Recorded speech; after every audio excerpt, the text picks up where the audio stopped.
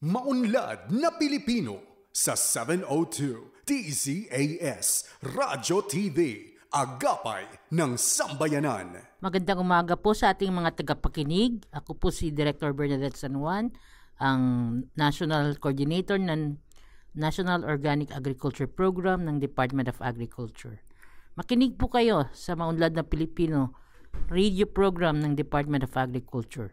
Dito lamang sa 702 DZAS, suportahan po natin ang mga Pilipinong organikong magsasaka at mangingisda. Ella Arshaga. Para sa Maunlad na Pilipino sa 702 DZAS FEBC Radyo TV, Agapay ng Sambayanan. Gumigising ng maaga, panibagong hamon sa'kin ng araw na to. Magsusumikap at nangangarap. Isang panalangin po muna tayo. Panginoon, kami po ay nagpapasalamat sa inyong pag-aaruga. Hinihiling po namin na ingatan ninyo kami sa lahat ng mga panganib at kapahamakan. Naway magabayan po ninyo kami sa bawat hakbang at sa lahat ng aming gawain kami manatiling ligtas. Pagpalain po ninyo kami ng kalakasan at katalinuhan upang makaiwas sa anumang sakuna at masamang pangyayari. Sa inyong mga kamay, kami ay naglalagak ng aming mga buhay. Itinataas po namin muli sa inyo simula kabuuan hanggang lapag ng programa ito sa matamis na pangalan ni Jesus na ating tagapagligtas. Amen. At para sa salita ng karunungan, minsan ang pinakasimpleng bagay ay may pinakamalalim na kahulugan. Magandang umaga po. Ako po si Ella Arshaga. Ngayon po ay araw na Sabado, October 26, 2024. Welcome po sa ika-6 na season, episode 43 ng Maunlad na Pilipino dito sa 702 DZAS FEBC Radio TV, Agapay ng Sambayanan. Sa mga kakatunin pa lang po, accessible tayo via online streaming ng dcas.febc.ph. Ganyan po sa Facebook. Pwede niyo pong hanapin ang ating program link through our station's Facebook sa ating talapitan. Sa 702 po tayo dito sa AM Band. Then of course, mula po sa mga platforms kung saan nyo kami maaaring matunghayan sa sandaling ito ay nais po namin bigyan pasasalamat ang mga tagapakinig at taga-suporta na kumbaga comfort zone na po namin na makasama kayo every morning, and thank you so much po kay Lord sa pag-iingat po sa bawat isa sa inyo. Maraming salamat po. At unahin ko na po kay Ma'am Helen Arellano. Mapagpalang umaga sa Maunlad na Pilipino. Wala na patumpik-tumpik pa ang kamigi. Napakasarap talaga ng lansones. Lahat ng segment, informative. Salute sa lahat ng bumubuo nito. Salamat po. Thank you so much, Ma'am, for being expressive po sa inyong appreciation sa ating mga segments. Yun nga po, kami mismo, no, more than a year na po namin siguro ini-employ ito, and nagdaan na din kami sa mga evaluations kung saan ay nga po, no, parang sa patuloy na pagpapainam po na ating daloy sa programa para hindi din po tayo masyado ng overwhelm. But thank you so much po sa inyong comment na nag-appreciate po once again sa ating mga segments. Which is, by the way, kung hihimay-himayin po natin, ito ay 10 or tama pa ba yung bilang ko? Mga around 9 to 10. Okay, next up, kay Ma'am Dulce Alicante po, mapagpalang araw po, Maunlad na Pilipino, ka John, Miss Ella, at sa lahat po ng listeners. At bumabati rin po na magandang umaga sa lahat ng tagapakinig ng Maunlad na Pilipino, si Ma'am Leonida Tela Sacada Rubio, yan, Nanay Leonie Rubio, na taga Bacoor City. Maraming salamat po sa pag-iwan ng comment na ito, at happy listening po sa inyo from Bacoor City. Hello po sa mga taga Bacoor. Sa PM Radio ako nakikinig mula umaga hanggang gabi since 1987. Wala pa po ako nito sa mundo, ma'am. Maraming salamat po. I'm sure you're also, aside from Maunlad na Pilipino, nakikinig din sa mga iba't iba pang programs ng FEBC. Thank you so much po for being with us since 1987. Ma'am Evangeline Aison Soriano de Linya, mapagpalang umaga po sa ating lahat, malinaw at malakas po ang ating signal dito po sa amin sa Pantabangan, Nueva Ecija. Thank you so much po ma'am sa inyong feedback. And mula po kay Ma'am Nora Cancela, good morning po mga na Pilipino. God bless po. Wonderful and victorious Saturday morning everyone. Mula po kay Sir Ronald Young. Gayon din, good morning kina Ma'am Joy Concepcion Puentevella Javier, Sir Bifanio Salvador, Jennifer Arili Cristalino sa Tingin, Alva Valdez Lagan, Janet Siriban Sarengo, at Ma'am Butter Ocampo. At nice din po naming batiin. Belated happy birthday po kay Ma'am Rosa Arigin. Ayan, noong pong October 19. Once again, belated happy birthday po Ma'am Rosa Arigin. Salamat po sa Panginoon sa buhay at kalakasan ng kanyang dalangin along with her birthday. So, belated happy birthday po noong October 19. Thank you so much po for leaving your comment. At dahil dyan, kahit hindi nyo po birthday, meron po tayong mga hatid, of course, through MNP na mga impormasyong ugnay sa agrikultura. At una na nga po dyan yung ating talakayan, kasama po ang Master Teacher 2 and Focal Person po ng Earth and Sky Garden. Naku, kami po'y talagang namangha. Maraming salamat po kay Binibining Gumamela Ceres Beharin. Actually, hindi na siya Binibini. Ginang Rosas. Ayan, Ginang Gumamela Rosas. Ayan nga po, no? Para sa koordinasyon ng panayam na ito, kasama po si Mr. Lidio Naputo, ang atin pong paaralan sa San Diego Elementary School sa Batasan sa may Quezon City. Yan na po, maraming salamat po. Namangha po kami sa nakita namin, talagang deserving po ng karangalan na natanggap mula po sa Department of Agriculture, NUPAP, or yung ating National Urban and Peri-Urban Agriculture Program. Ayun nga po, no? So once again, thank you so much and greetings po sa ating kasamahan na si Ma'am Gumamela Celes Beharin Rosas. Maraming salamat at syempre katuwang natin dito yung ating AG Trends team. Ang AG Trends po ay ang official newsletter ng DA Central Office. Pwede nyo pong balikan yung mga past, tawag mo dun, issues. Past issues nito sa ating DA website. Meron kaming repository dyan. Hanapin nyo lamang po under publications para ma-appreciate nyo po yung mga pinoproduce natin mga success stories and insightful stories po ng ating mga ka-agri. Kabilang po ang isang ito na lalabas in one of these upcoming issues. And now, sa ating episode this morning, so maraming salamat. Ito po ang ating usapan tungkol sa Earth and Sky Garden na nagwagi bilang isang best NUPAP macro garden. Abangan po yan maya-maya lamang. Syempre, patuloy po tayo. Tunghayan po ngayong umaga ang editorial ni Ka John Enriquez, maging ang Regions on the Go, kasama po yung ating mga farmcasters at yung ating agri-history at farmtastic Pinoy. Hindi po yun mawawala, no? Kasama po natin dyan ang ating kasamahan na si Marie Vergara, gayon din ang Unlad Komunidad, katuwang ang DAP or DPR Philippine Rural Development Project. At meron po, syempre, no, bukod dun sa mga segments natin, meron din tayong panapos, kumbaga sa dulo natin ito yan, para sure na pag-uwi nyo po from MNP to the next program po. Shout out po sa ating kasunod na programa, ang ating Agri-Trivia segment na batid ba ninyo? Syempre po, hinga po tayo sandali.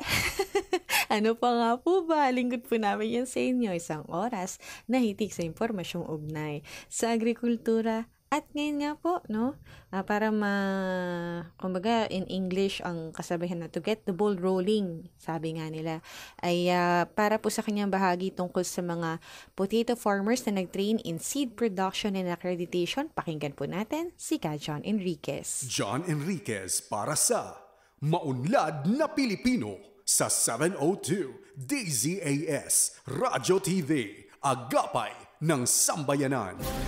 Isang magandang umaga po sa inyo lahat. Ngayon po ay Sabado, ika-26 sa buwan ng Oktubre. At ngayon po ay pag-usapan naman natin ang isang produkto pa rin na pinakikinabangan, itanim at pagkakitaan ng ating mga magsasaka. Karagdagang pagbukukunan ng mga may kalidad na tubers ng patatas, mga binhi po ng patatas ay inaasahan po sa mga darating na taon. Dahil marami na po mga potato farmers mula sa Bakun, Benguet ang patuloy na pinakita ang kanilang interest na maging isang accredited potato seed grower. Tingnan niyo po yan. Dahil kinakailangan pong yung patatas nyo dadaan sa tamang proseso, kaya kinakailangan maituro sa kanila yung tamang pamamaraan ito. Dahil kung halimbawa yung patatas nyo mahinang klase, ang kawawa po, yung bibili niyan, ay tatanim at hindi naman tutubo. Ito po ay maganda sa mga kababayan natin sa Bakun na kinilala bilang isang cluster area para sa patatas. Dito po sa Benguet Province, sa ilalim po ng Farmers and Fisher Folk Clustering and Consolidation. Ito isang programa po ng Department of Agriculture. Upang mapaigting yung kapasidad na makapag-produce na matataas na binhi, ang Department of Agriculture CAR sa pagpagtulungan sa mga atas bureaus at agencies, kasama dito ang Bureau of Plant Industry, Agricultural Training Institute, Fertilizer and Pesticide Authority, ay nagsagawa po sila ng isang pagsasanay sa potato seed production and accreditation para sa seed growers dito po sa Barangay Kayapa. Ito po iniluhukan ng 20 potato farmers sa Kayapa, Barangay. Ang training po ay pinag-usapan dito yung tamang pamamahala, yung mabuting paggamit ng mga chemicals, yung mabuting pamamaraan sa pagtatanim, at yung pong mga mga halaman at mga produkto mula sa halaman, at yung katayuan ng pagtatanim ng patatas dito po sa kanilang region. Marami mong tinuro sa kanila. Dito po meron pong 20 participants. 10 magsasaka dito ay BPI Certified Potato Seed Growers na o accredited na po yan. Si Remedios Lawingan ng DA-CAR High Value Crops Development Program ang isa sa mga naging resource persons.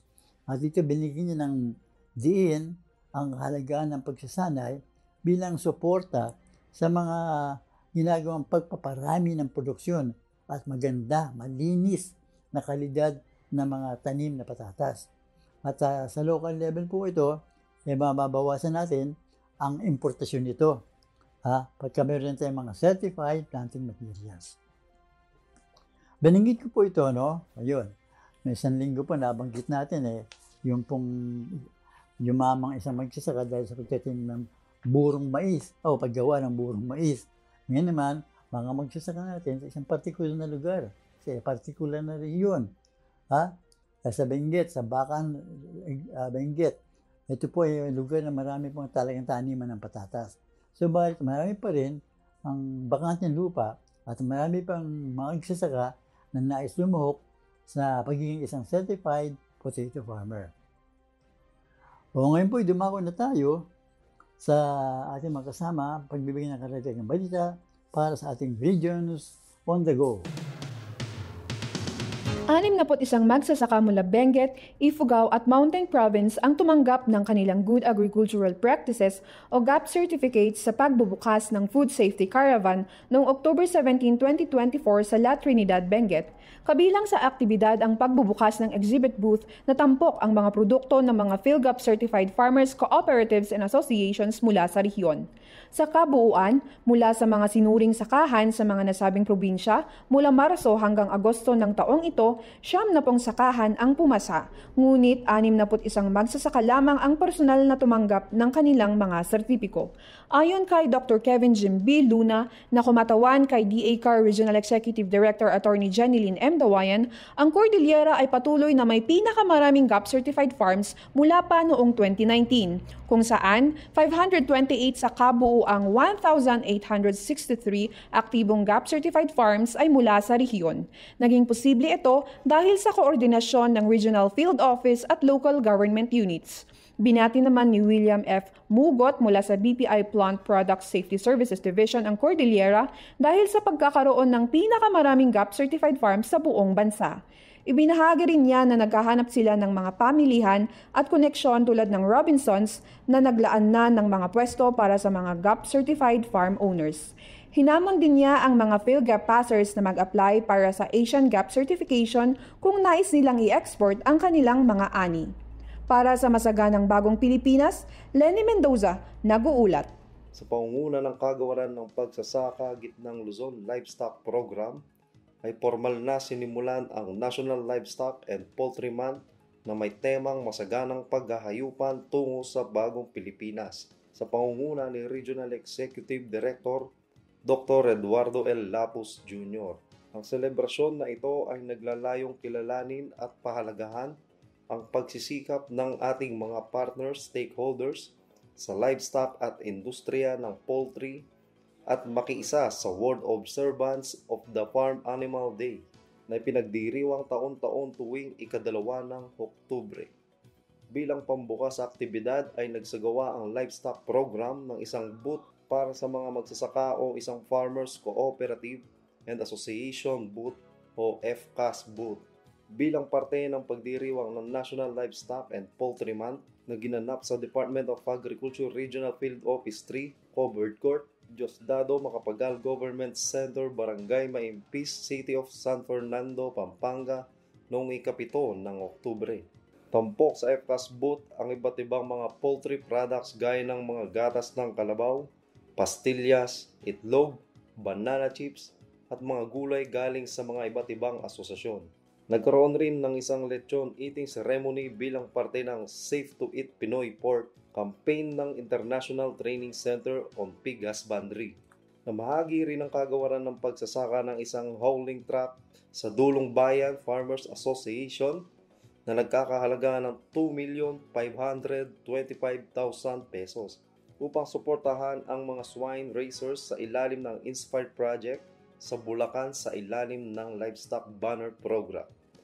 Alexander Ray Cortillo Jr., Agribalitas, Central Luzon. Sinimula ng ipamahagi ng Department of Agriculture Mimaropa, ika-7 hanggang ika-11 ng Oktubre, ang unang batch ng African Swine Fever Indemnification sa mga magbababoy sa Oriental Mindoro. Pinangunahan ng aktibidad ni RDRRM Focal Person Engineer Maria Teresa Carido, Cashier Chief Ruby Gose at Supervising Agriculturist Artemio Casareno ng Regulatory Division, kasama ang bumubuo ng ASF Working Committee, katuwang ang mga Municipal Agriculture Office o MAO. Kabilang sa mga nakatanggap ng cash assistance ay mga nagmula sa bayan ng Mansalay, Bulalakaw, Rojas, Bungabong, Bansud, Pinamalayan, Gloria at Pola. Umabot sa 1,247 na hog raisers dito ang tumanggap ng ayuda mula sa DA Mimaropa na may kabuang halaga na 47,780,000 pesos. Aabot sa 5,000 hanggang 100,000 piso ang nakuha ng mga magbababoy sa ilalim ng Quick Response Fund ng kagawaran. Samantala, gaganapin din ang nasabing pamamahagi ng ASF indemnification sa Occidental Mindoro at Romblon kung saan tinatayang nasa 24 naman na tao ang makatatanggap ng cash assistance sa Occidental Mindoro na nagkakahalaga ng 205,000 pesos, habang 164 naman sa Romblon na may kabuang halaga na 3,065,000 pesos ang ipamamahagi. Mel Francisco, Department of Agriculture, Mimaropa. Ginanap ang sunod-sunod na annual assessment and reorientation meeting strengthening partnership with local farmer technicians sa mga probinsya ng Romblon, Palawan at Marinduque sa pangunguna ng DA Mimaropa Rice Program. Tinalakay sa aktibidad na ito ang nutrient management, balanced fertilization strategy, pest management, rice farmers financial assistance, fertilizer discount voucher, local farmer technician deliverables at mga issues and concerns ng bawat probinsya. Layunin na aktibidad na ito na mas mapalawak pa ang kaalaman ng mga local farmer technicians patungkol sa iba't ibang programa at proyekto na ipinagkaloob ng kagawaran para maibahagi nila sa mga magsasaka ng kanilang probinsya. Nakatakda naman ang susunod na LFT meeting sa mga probinsya ng Oriental at Occidental Mindoro sa darating na 15 hanggang 18 ng Oktubre. Mula sa DMA Maropa, Paolo Jose nag-uulat. John Enriquez para sa Maunlad na Pilipino sa 702 DZAS Radyo TV, Agapay ng Sambayanan. At sa bahaging ito, tunghayan natin ang agri-history ng Food Safety Awareness Week. Kasama natin dito si Mary Vergara. Markahan na ang inyong mga kalendaryo at maging updated sa agriculture-related happenings dito sa Agri-History. Ako si Marie Vergara para sa ating segment na Agri-History. Nakikinig pa rin kayo sa Maunlad na Pilipino, ang programang panradyong hatid ng Department of Agriculture o DA. Napakikinggan tayo sa 702 DZAS AM band at sa ating live stream sa 702 DZAS FEBC Radio Facebook page. Ngayong huling linggo ng Oktubre, nakikiisa ang DA at ang Maunlad na Pilipino sa pagdiriwang ng Food Safety Awareness Week. Upang alamin ang iba pang detalye tungkol sa taunang selebrasyong ito, pakinggan natin ito.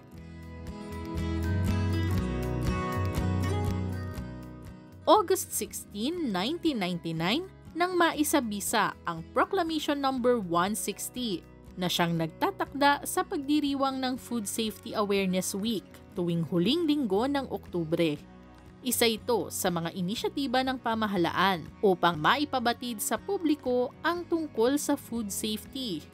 Kabilang narito ang pagiging maalam tungkol sa kung paano napoproduce, mina-manufacture at inihahatid ang pagkain sa bawat Pilipino. Inaasahang makatutulong ito sa pagpuksa ng foodborne illnesses sa bansa.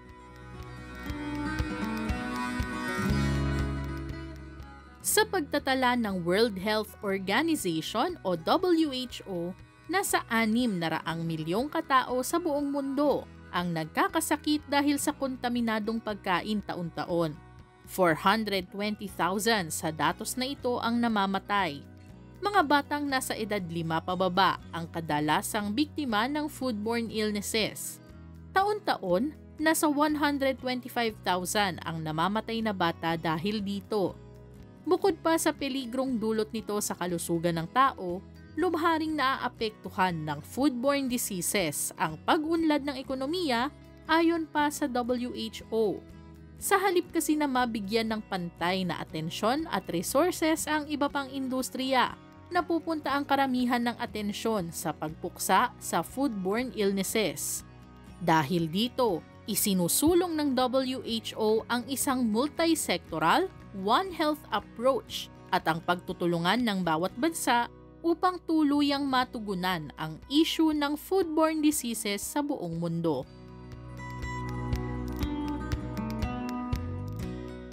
Bagaman pinangungunahan ng Department of Health ang taunang selebrasyon ng Food Safety Awareness Week, katuwang naman ito ang iba't ibang ahensya ng gobyerno upang maipalaganap ang kaalaman tungkol sa food safety. Isa na rito ang DA, ang sangay ng pamahalaan na pangunahing nakatuon sa pagpapaunlad at pagmomodernisa ng sektor ng agrikultura sa Pilipinas. Kabilang sa mandato ng DA ang pagtitiyak na ang bawat hapag ay may sapat, abot-kaya, masustansya at ligtas na pagkain.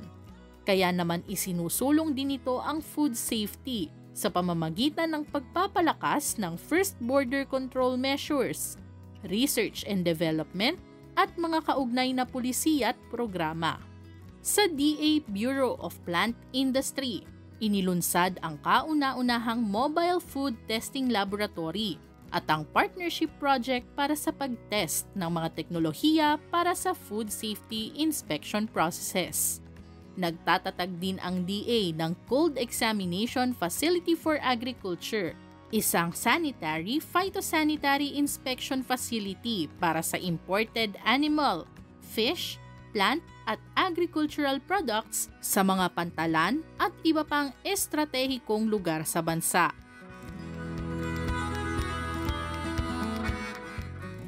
Isang mahalagang pangyayari sa ating agri-fishery sector ang natutunan natin this week. Sundan ang maunlad na Pilipino sa Facebook, pati na ang Department of Agriculture sa Facebook, X at YouTube. Magsama-sama tayong muli sa susunod na Sabado.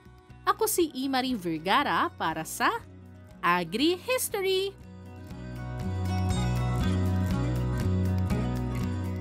At ayan po ang bahagi ng Agri-History. Para sa linggong ito, kayo'y nakatutok pa din dito sa Maunlad na Pilipino. Ella Arsiaga. Para sa Maunlad na Pilipino sa 702 DZAS FEBC Radio TV, Agapay ng Sambayanan. To assist the teachers na sa baba sa ranggo ko. Yung mga teacher 1, teacher 2, teacher 3, hawak ko po yun. Nandun pa rin ang coordination sa mga teachers na nasa baba sa ranggo ko. Ngayon, pagdating po dito sa Sky and Earth Garden, na-assign lang po ako dito na focal person. Ang function ko dito as focal person is to coordinate, to supervise, to implement the Gulayan sa Paralan program. As per DepEd order, Memorandum 936 sa DepEd Memorandum, ito po ay binaba ng DepEd para magkaroon ng Gulayan sa Paralan in Public Elementary and Secondary School program. So doon po kami nag-umpisa dito sa Earth and Sky Garden.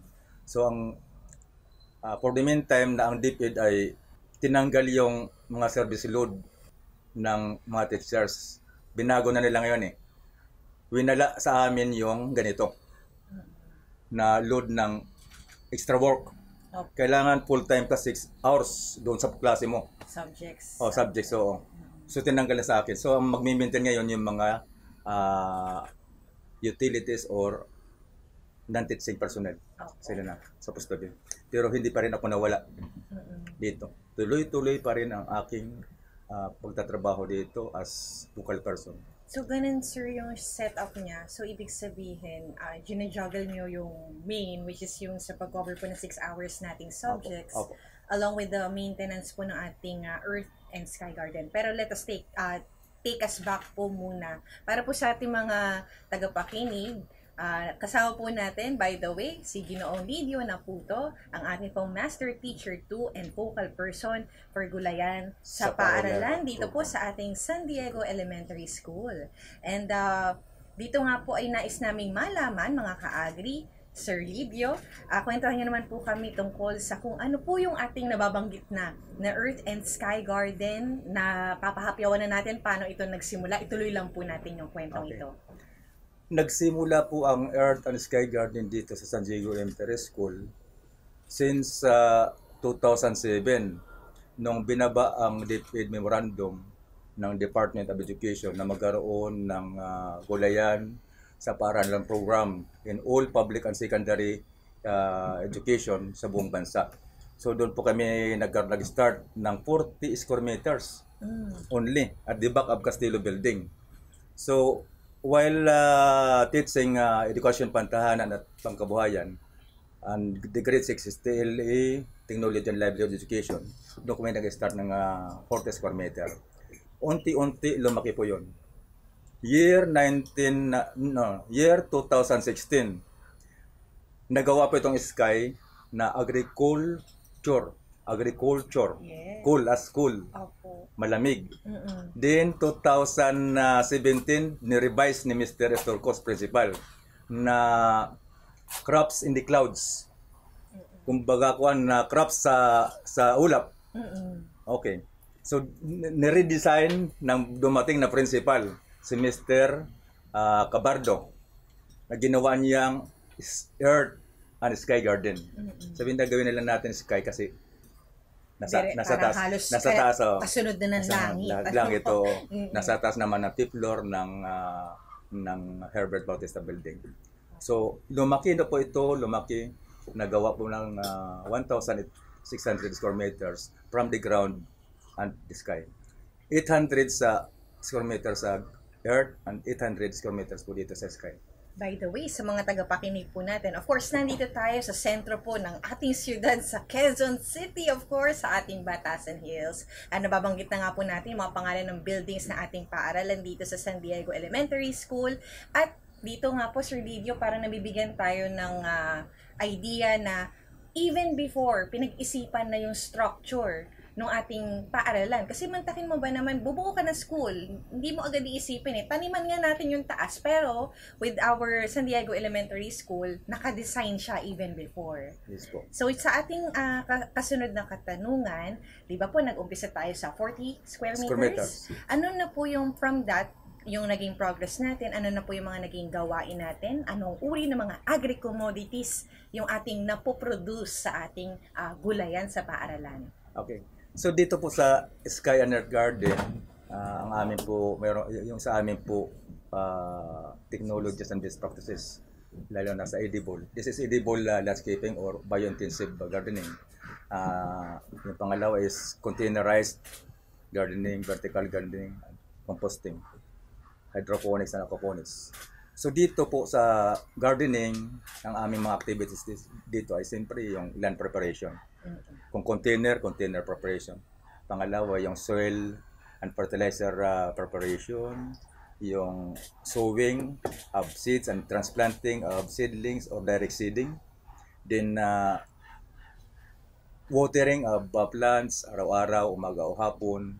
Then, weeding and cultivation, spraying, mulching. Tinatambon-tabon na po namin ng mga kanyan, ng mga damo-damo para yung evaporation ng tubig ay hindi mabilis ang pag-evaporate ng pan para mag-sustain ng water pan. Tapos pag-harvest namin dito ay binibenta po namin dito sa loob lang. Mga parents pa lang, mga teachers, ubos na po. Ang 300 na tali na kangkong, 9 o'clock pa lang, ubos na. Dahil sa dami ng parents po dito, out of 7,500, kung may papasok na parents na 1,000 o 2,000 a day, 300 na tali, 9 o'clock, ubos na. Plus teachers dito na 200 plus teachers. Ubos na, ubos. Hindi na po kami lumalabas sa palengke magbenta ng market. So, yung mga commodities po namin dito, yan po. Yung harvest po namin, na-harvest kami ng mga different varieties, different kinds of vegetables. We have more than 35 varieties here planted in San Diego. So, na-harvest kami na. Opo. Kasi nasa kriteria po na kailangan lumampas po kayo ng 35 above na varieties of vegetable crops. So, hina-harvest po namin yan. Pangalawa, yung bukod sa harvest namin, meron kaming livestock, yung chicken, yung turkey, yung pato, yung fish culture sa hito, nag-i-income din po kami doon. Tilapia culture, nag-i-income din po kami doon. Tapos yung kanya vermicast composting, na-income din po kami. Tapos yung MRF, yung material recovery facility, yung mga basura, mga recyclable materials, yung mga karton, plastic, binibenta din po namin yun. So yun po ang mga commodities po namin dito na nagre-revolve sa aming gulayan sa paralan for Sky and Earth Garden. So yung income doon, yun po din po ang ginagamit namin panggastos, pambilis agricultural supplies para dito sa aming Earth and Sky Garden. So nagsusustain po kami. Bagyo man o summer, walang patid. Walang may holiday dito. Walang mag-ano kasi wala tayong pasok. Walang holiday. Tuloy. Lalo na ngayon nananalo kami. Bibisitahin kami ng mga natalo. Sabi ko, lalong pagandahin pa natin kasi mas malala pa ito ngayon. Mas malala pa itong pagandahin kasi yung mga natalo namin sa baba, tiyak yan bibisitahin. Ano bang mayroon sa San Diego? Nanalo ko yun. So sabi ko sa principal, pagandahin pa natin lalo. Yan po. Parang make it worth their visit. Yes po. Ayun. At dun sa ating kababanggit lamang, dalawa po sana tatak sa akin, yung suporta po ng ating mga principal, mga pamunuan po ng ating mismong paaralan. Kasi syempre yung primary po na pag pinasok mo ang bata sa school, at yun nga po, para sa education part na sinasabi, pero yung kahalagahan ni agriculture ay na-instill po sa ating elementary school through their support na pagandahin natin yan lalo. And of course, yung sa ating management, kasi nabanggit po natin na meron po silang mga pagre-record. Ayan, yung ating mga, paano nila napapaikot yung mga supplies. Kasi syempre, pag tanim mo yan, ano nang kasunod? So, parang tuloy-tuloy po siya.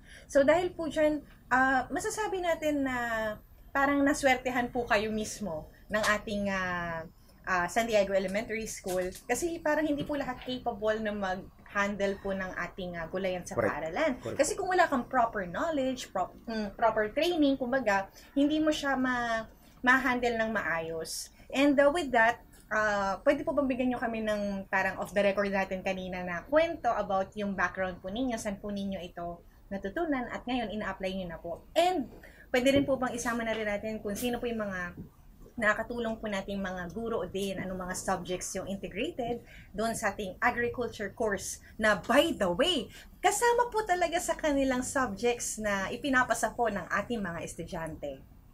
Okay. Unang-una po ay passion ko po ang agriculture. Pangalawa is my degree. Bachelor of Science in Agriculture, major in agronomy. So, mula high school at college ay nasa agriculture na po ako. So, balik-ta rin naman ang katawan ko, agriculture pa rin. Kahit anong tanong po dyan, masasagot ko kung anong mga mayroon dyan sa gulayan. Ayan. So, dito, dahil sa DepEd Memorandum Order ng Department of Education, katuwang ko po ang mga EPP teachers. TLA sa grade 6, EPP sa grade 4 ang grade 5. Tumutulong po sila rito, tinuturo po namin yung teknolohiya sa mga bata. Yung technology transfer po, napakahalaga po doon sa mga bata. Oo. Yung basic knowledge ng paggugulay, pagtatanim ng gulay, management ng gulay, ay napakahalaga po sa bata matutunan. So, yun po. Suportado po ang gulayan sa paaralan program ng aming administration. 4 na po ang principal na nakarating po dito. Very supported po yung 4. Kaya doon po ito nag-success ang Earth and Sky Garden or Gulayan sa Paaralan program in San Diego. Kasi may mga factor minsan pag dumating ang ibang principal na hindi siya mahilig sa pagtatanim. Gagawin niyang garahe yun, yung akin dun sa baba. Gagawin garahe yun. Nagkataon na nakaswerte talaga kami dito sa San Diego na lahat ng principal na pumasok dito, puro supportive. Lahat po sila supportive. Puro ang linya nila nasa isip ay nasa gulayan program. Sabi ko, ayos ito. Ayos ito. So doon po nag-succeed ang aming gulayan in San Diego. Na hanggang ngayon, in-improve pa rin ng aming principal na si Ma'am Emily Pilobilio. Pagandahin pa lalo ang gulayan sa paaralan program in this school. Parang masasabi mo na it was meant to be. Parang yun nga, pinagsama-sama yung mga tamang tao para maisakatuparan yung layunin na mismong programang ito. And of course, katuwang po ang DepEd. Tayo naman, pasok tayo. Paano po natutulungan ng Department of Agriculture ang ating paaralan para po sa proyektong ito? Laki din po natutulong ng Department of Agriculture o na yung technical assistance na nabibigay ng DE, yung trainings and seminars na nabibigay sa amin. So, lahat ng mga hindi ko pa alam, nag-attend kami ng seminar, nalalaman ko rin yung mga technologies na binibigay nila sa amin. At nakakarating kami ng iba't ibang venue sa mga trainings. Ano ba yung mga bago from these trainings, sir, na na-apply na natin sa ating gulayan sa paaralan? Yung hydroponics. Hydroponics. Itinuro po yung hydroponics. Meron din po ba sila, sir, ng mga parang equipment or mga pananim? Any parang inputs? Opo. Nagbibigay sila sa amin ng mga seedling, seeds. Binibigay sa aming gulayan sa paaralan in San Diego. Yung pong indoor hydroponics binigay po nila ng ATI, NOPAP. Lagpas pa po sa height ko yun, mga ka-agri. Ang ganda po na nabisita po namin mismo ang kanilang pinagmamalaking gulayan sa paaralan, ang Earth and Sky garden natin. And of course, pwede rin po ba natin ibahagi? Siyempre, andyan na yung mga bunga. Nabanggit na rin natin kanina may mga magulang. Pero sino pa po ba yung mga nakikinabang o inaasahang makikinabang mula po sa ating proyekto? Ang dami pong naikanabang dito. Sabi ko kanina, una yung transfer of technology doon sa mga bata na tinuturo lahat ng EPP teachers, lahat ng technology and livelihood education teachers sa mga bata. So yung kalahati doon na 7,500, yung from grade 4 to grade 6, maturuan lang po sila ng basic knowledge ng gardening. Napakalaking bagay po yun sa mga bata na may inject ang kaalaman ng mga bata doon sa pagtatanim kasi sa panahon ngayon, yung computerization ng technology ng computerization, parang wala nang gusto maghawak ng lupa. So, kailangan maibalik natin yon. Kaya, tama po itong programa na mayroon EPP, mayroon TLA, education program ng DepEd para maturuan itong mga bata magtanim ng mga pananim. So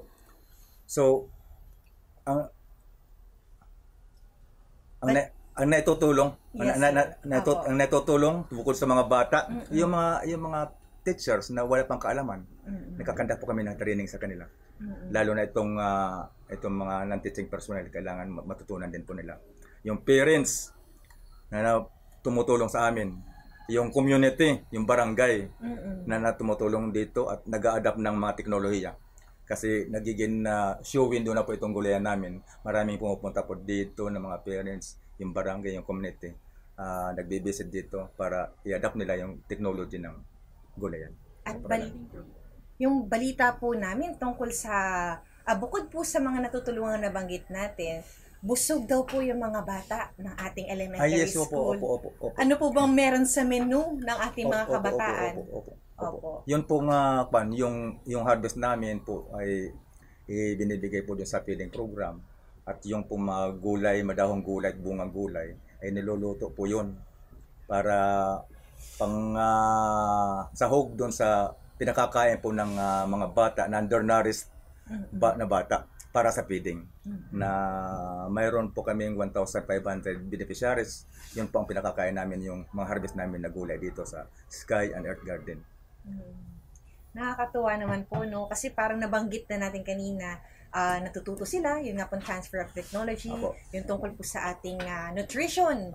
Nasasolve din po natin yung mga batang may kailangan, yung itong nutrition na ito through our sa sariling paaralan ay meron tayong source, hindi nabibili sa labas. At speaking of bibili, yung ating mga barangay, community, and lahat ng pamilya po ng ating San Diego Elementary School ay nakikinabang po sa mga bibilihing mga gulay. At na-account din po natin yung kita ng ating garden. So, ayun po, no, meron tayong crops, meron tayong livestock, meron tayong fisheries. Sa pagbisita po namin, napaka-sistematiko po ng mga nasaksihan namin. Meron din po silang edible, parang yun nga, naka-landscape po tayo, edible landscaping kung tawagin. Ayun po. So, Sir Lidio, ano po ba yung overall na masasabi ninyo sa pag-practice natin ng urban agriculture? Kasi ito po mga ka-agri ang katanungan na usually sa rural areas lang po tayo nag-uusbong. Pero dito ay talagang hitik din po ang ating urban agriculture sa paaralan. Ang aking po masasabi ay hindi po hadlang ang walang area, walang pagtataniman para sa gulay na magkaroon sila ng pagkain sa kusina, sa pamilya. Maski yung mga simentadong lugar, mga balcony, mga terrace ay pwede po mapagtaniman. So, kailangan lang po sila mag-benchmark, mag-visit dito sa model garden. Kung kailangan po nila ng training, mag-attend po sila ng training para matutunan po nila yung basic na knowledge ng gardening. So, lahat po ng estudyante, mga teachers, parents, and the community, the whole community, kailangan po matutunan po nila yun. And curious po ako, sir, dun sa mga bata na turuan na natin ng technology, meron ba kayo nakikita sa kanila na parang, uy, mag-agriculture to, susunod to sa yapak, parang kumbaga? Mas gustong-gusto po nila dito sa labas kaysa doon sa loob. Pag sinabi ko, lalabas po tayo, doon po tayo magkaklase sa kanila. Yes! Yes, so, sigawan ka agad yun. Ibig sabihin yung response ng bata doon sa programa ng Gulayan sa Paralan program na very positive po ang reaksyon ng bata na matuto sila sa tungkol sa Gulayan. Ayan. And of course, mula sa ating San Diego Elementary School, gusto nating ma-replicate din sa iba pa mga paaralan. Yes po. Paano po natin sila mahihikayat? Kailangan po para ma-replicate o ma-adapt po yung technology or Gulayan sa Paralan program in San Diego, kailangan po magkaroon ng training sa mga teachers, sa mga schools na kailangan po nila ng training o kaalaman sa pagtatanim ng mga gulay at iba-ibang pananim. Visitation, benchmarking, information sa YouTube, sa Facebook, at iba't ibang information ay kailangan may parating po sa kanila. Para sa ganon, madali po ang transformation o transfer of technology para sa kanila. So yun po ang So kung meron na una itong model San Diego. Kasi nakita nila sa Facebook, ay galing naman na San Diego. Marami nagkukuha sa akin. Sir, hindi po pumunta doon sa So ibig sabihin, doon pa lang sa post ng Facebook ko, marami na po na-encourage na maengganyo, mag-adapt sila ng ganitong sistema ng gulayan. Parang pasunod na sir na magsusulat kayo ng libro. Yes po. So, ang bilis po ng nila, pick up ng Kung nakikita yung magandang gawa na modelong gulayan sa paralan program. Kaya, yun po ang And another curious question, meron ba sila yung mga bata naman po, balik ako dun sa menu nila, meron ba sila nire-request na gulay, na luto? Meron po bang ganon kayo na-encounter? Niluluto man din, pero mayroon din mga nagre-request ng mga bata na gusto namin mayroon na kangkong, gusto namin mayroon na munggo. Mayroon din po. Wow. Kung wala na po tayong naisipa bigay mensahe, siguro pa short message na lang po sa lahat ng gusto niyong pasalamatan po sa ating project na ito. Ako po yung nagpapasalamat ng Department of Agriculture sa team ni Ma'am Mila ngayon. Sa NOPAP, sa ATI, sa kanilang suporta dito sa San Diego Elementary School, yung mga technical assistance, tsaka mga gamit na nabibigay dito sa San Diego Elementary School for the implementation of the school Gulayan sa Paralan program.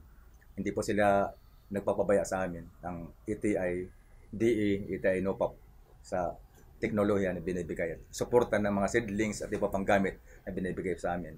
Una, pangalawa yung Department of Education, yung management from the central to the division superintendent, supervisors, at principal sa ang tulong ng mga mga teaching and not teaching personnel dito sa San Diego. Pinasasalamatan ko po yun.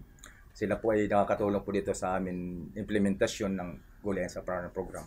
Yung mga bata, yung mga magulang, barangay, and the whole community. Pinasasalamatan ko po yun. Nag-succeed po ito ang Gulayan sa Paralan program namin dito sa San Diego Elementary. So nagsimula noong year 2007 hanggang ngayon sa 2024. Hindi po napatid ang aming implementasyon ng Gulayan sa Paralan project in San Diego Elementary School. Kaya po nanalo ang San Diego dahil sa kanilang tulong. Kung walang suporta po sila, maaari hindi po ito mag-succeed at hindi po kayo manalo as regional and national level na search ng Gulayan sa Paralan program 2024. Ayun. And dahil dyan, nagpapasalamat po kami muli. Kung kayo po ay may balak na dumalaw sa paaralan, pagbigay lamang po sa administration, para makita nyo rin po ano yung magandang dulot ng proyekto ito. Nakasama po natin ang Master Teacher 2 at Focal Person for Gulayan sa Paaralan ng ating San Diego Elementary School sa Batasan Hills dito sa Quezon City, Ginoong Lidio or Teacher Lidio Naputo. Maraming salamat po. Salamat po, ma'am. Maunlad na Pilipino sa 702 DZAS Radyo TV, agapay ng sambayanan. At narito po ang Unlad Komunidad o UK. Katuwang po natin dito ang Philippine Rural Development Project. Ating kasama si Erickson Giyaw, manunulat mula sa PSO North Luzon. Title ng project na natanggap namin sa PRDP is microtuber potato microtuber production in marketing. It's composed of an infrastructure component like this greenhouse, which is worth 4 million plus. And then we have this stainless bed, and then that bodega, kasama yung bodega na yan,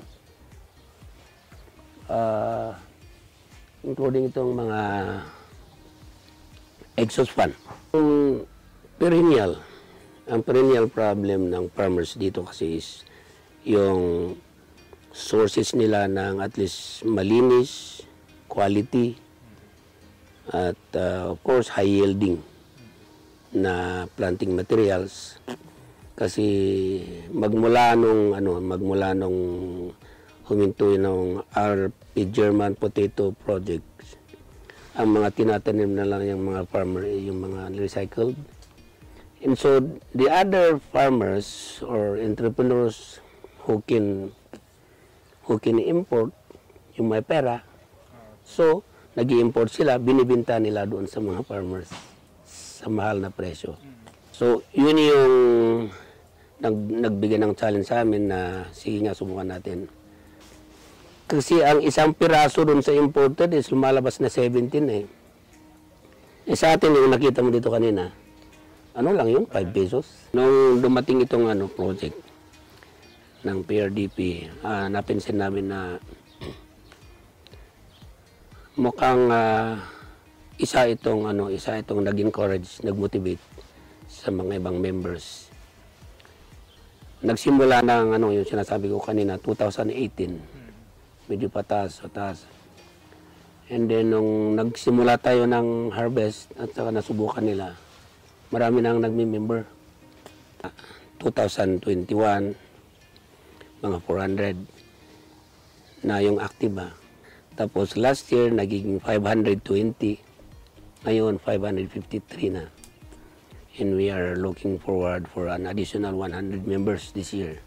April compared to last year, interim FS.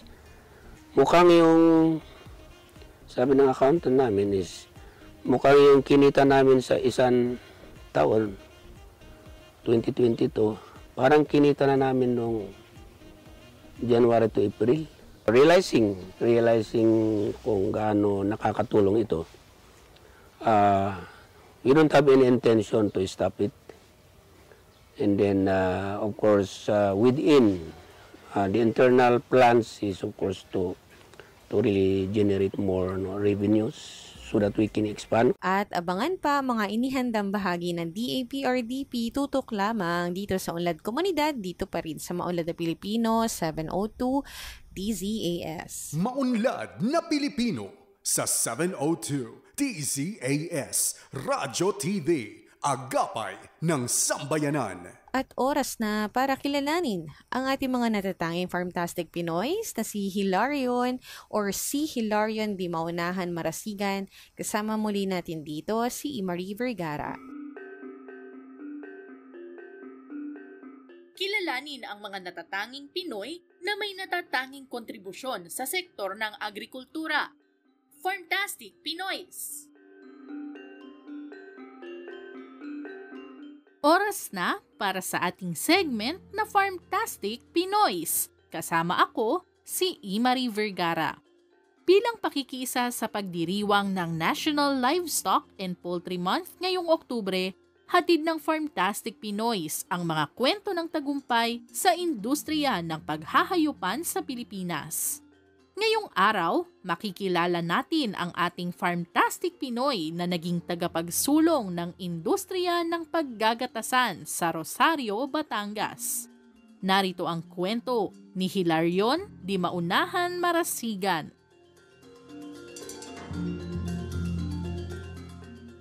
Tubong Quezon Province si Hilarion Marasigan. Ngunit dala ng hirap ng buhay, pinili niyang lumipat sa Batangas. Dito na rin siya nagkapamilya at nakapagpundar ng 2 ektaryang lupain. Tampok dito ang isang palayan at mga alagang baboy, manok at kalabaw. may tanim din siyang pamakaing damo para sa kanyang mga kalabaw. Sa simula, ginagamit lamang nila ang mga kalabaw para sa pag-aararo. Ngunit nagbago ito noong 1995 nang bisitahin sila ng Department of Agriculture Philippine Carabao Center o DAPCC upang sanayin sa tamang pagpapalaki ng mga kalabaw. Sinunggaban naman ito ni Hilarion at naghikayat pa siya ng maraming kababayan na sumali rin sa trainings ng DAPCC.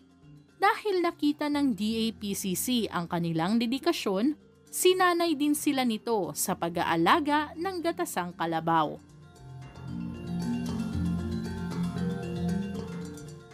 Nag-aalaga si Hilarion ng native at crossbreed dairy carabao sa kanyang farm. Hindi naman bababa sa 30 litro ng gatas ang napoproduce sa kanyang farm araw-araw. Upang makatulong sa pagpapalakas ng produksyon ng gatas ng kanyang mga kalabaw, sinisiguro niyang laging malinis ang kanyang farm at na laging nababantayan ang kalagayan ng mga alagang kalabaw. Nakikipag-ugnayan din siya sa kanilang lokal na veterinaryo upang maalagaan ng husto ang kalusugan ng kanyang mga kalabaw.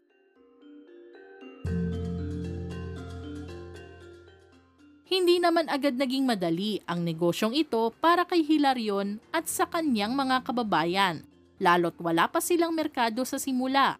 Sa tulong ng DAPCC, natulungan siyang maibenta at maipamahagi ang kanyang mga panindang gatas sa merkado at sa mga eskwelahan para sa milk feeding program nito.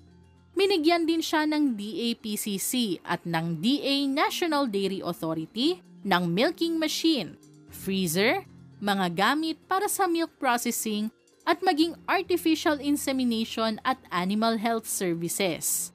Upang maibahagi pa niya ang mga biyayang kanyang natatanggap, binuo ni Hilarion ang Rosario Livestock and Agriculture Farming noong 2012. Nagsisilbi itong plataporma upang magtulungan ang mga magkakalabaw sa kanilang bayan.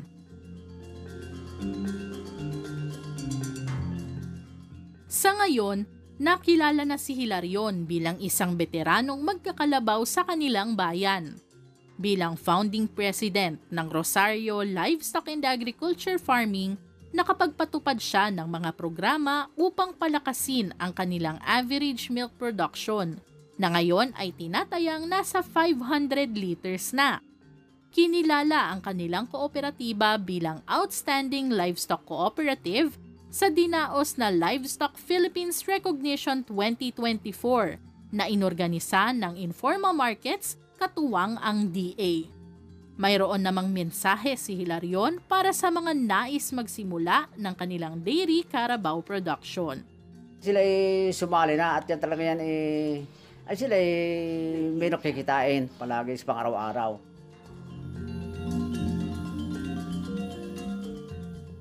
Yan si Hilarion Di Maunahan Marasigan. Certified Farmtastic Pinoy.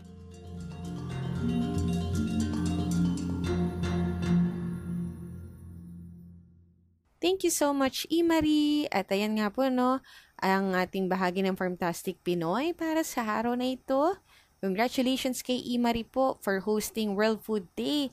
Kasama po na inyong lingkod last October 16 sa ating QC Memorial Circle, Liwasang Aurora. Congratulations sa iyong, sabi mo nga, no, parang first time to host a big event. So, may anong tawag mo dun?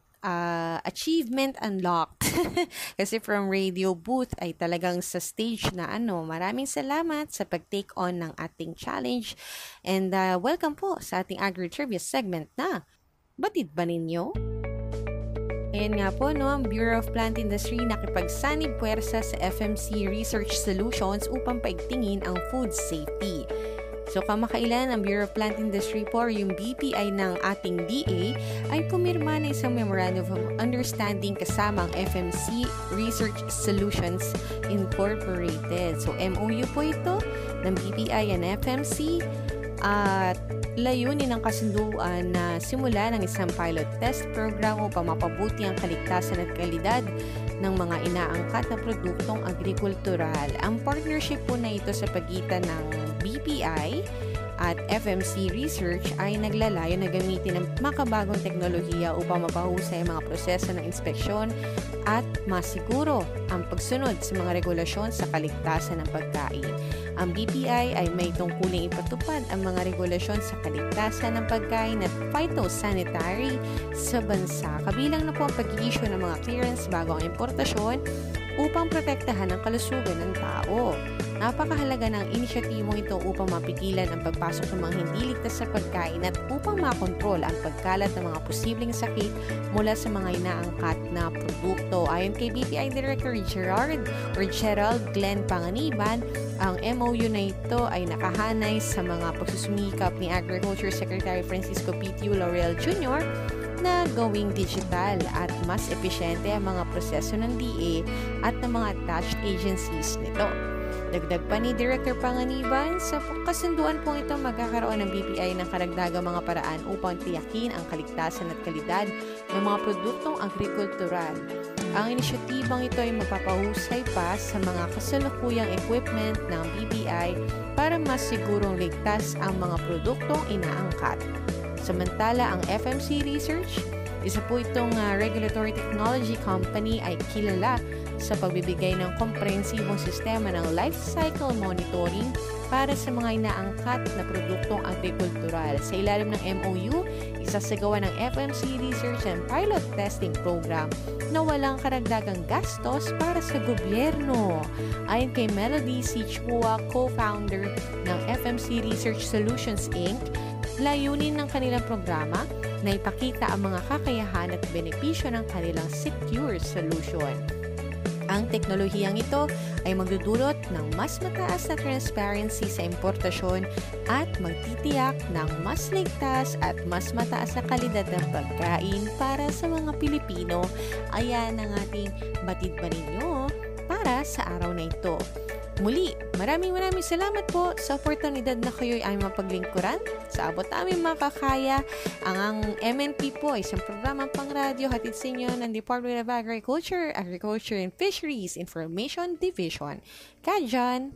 23. Iniisip ng matalino ang kanyang sasabihin, kaya ang kausap ay madaling akitin. Ayan po, thank you so much Kajan. Mula po sa DA, inyo pong napakinggan ang edisyong ito ng Maunlad na Pilipino dito sa 702 DZAS FEBC Radio TV Agapay ng Sambayanan na may himpilan sa Ortigas Center, Pasig City at kasapi po sa KBP o ang kapisanan ng mga broadcaster ng Pilipinas. Ayan nga po, no? Nagpapasalamat po kami ulit sa aming DZAS family na katuwang sa episode na ito. And of course, sa inyo po na nakikinig, thank you so much. We hope to have you with us again next Saturday, 5 to 6 in the morning. Siyempre, kasama po lahat ng katuwang sa programang ito, kabilang siyempre si John Enriquez, Emery Vergara, Ira Cruz. Hanggang sa muli po, ingat po tayong lahat. Ako po si Ella Arsiaga at enjoy the rest of the weekend! Maunlad na Pilipino sa 702 DZAS Radyo TV, Agapay ng Sambayanan.